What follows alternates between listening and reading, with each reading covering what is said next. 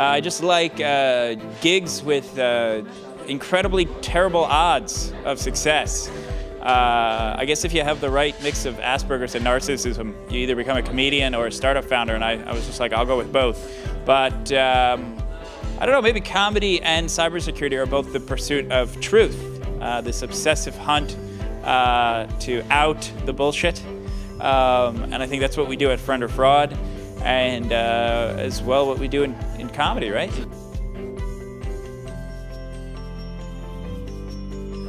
Friend or Fraud, we get your breathing and heart rate live off your webcam.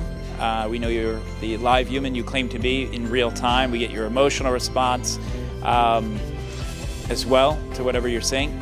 And because of that, every moment of your life, every fraction of a second is like a snowflake. No two are the same. And so unlike just recognizing your face, unlike a password, unlike an RFID card, you're never handing exactly the same thing to us every single time, but our artificial intelligence engine knows whether you're real in this moment or you're fake.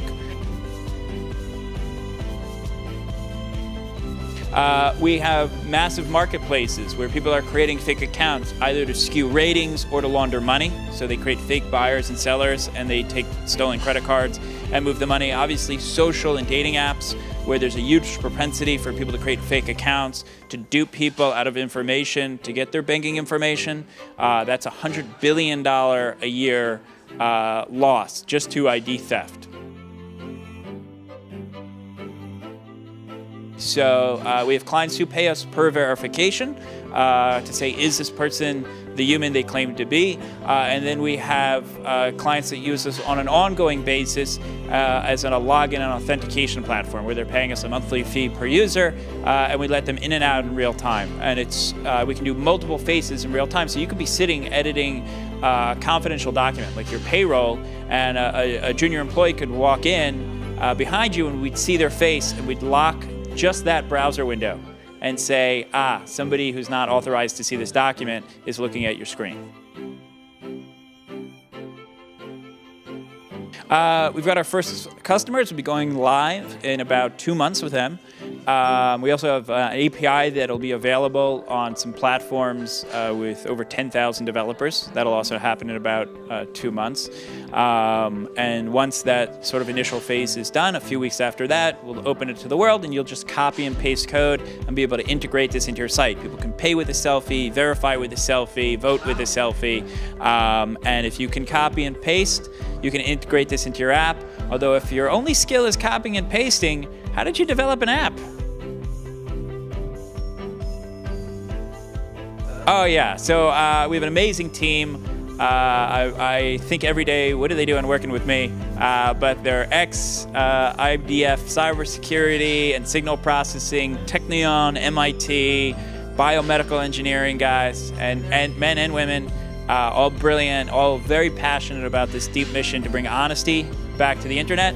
And as well, train this artificial intelligence to start to really understand your vitals so that eventually we'll be able to warn hospitals that the person sitting in their waiting room is about to have a heart attack or might have Parkinson's. And that's really where, our core focus is on the vitals. And we came to this company. I designed this algorithm because I was very sick. I wasn't breathing in my sleep. And I had surgery to repair my breathing. The airways had collapsed from an old high school wrestling injury. Probably the only guy to ever get severely injured in the Yeshiva high school wrestling league, so I'm that winner. But I couldn't put anything on my face, and so I started researching computer vision and designing algorithms that would enable me to monitor my breathing without any contact. And I know we have, Niv here from Wearable, so we're the unwearable tech. And we realized if we could get your vitals, we could tell that you were alive, we could tell you were alive, we could tell that you were you, and we could eliminate all of the fake account and fraud on the internet. But eventually the same engine will be able to tell your health state from down the hall.